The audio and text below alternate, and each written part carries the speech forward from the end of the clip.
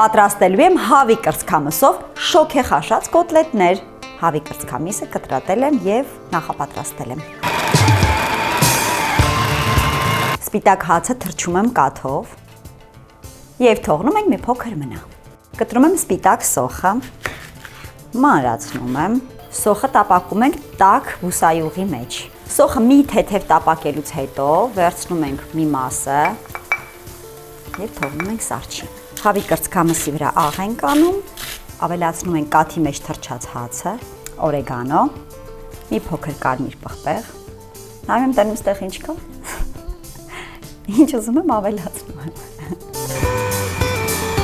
Բուսայուղով տապակվող սոխի վրա ավելացնում եմ նաև կարագ, գազար, դափնուտերև, հազրևարդ, սխտոր,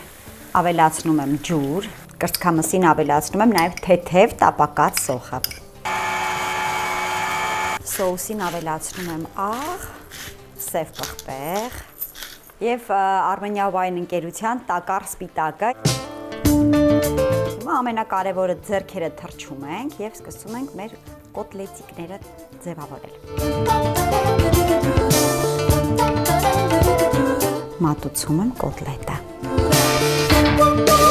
Սեղմեք լայքի կոճակը, սրտիկեք ինձ, ուղարկեք այս փափուկ կոտլետների բաղադրատոմսը ձեր ընկերոջը, իսկ ես գոհ եմ ինձանից։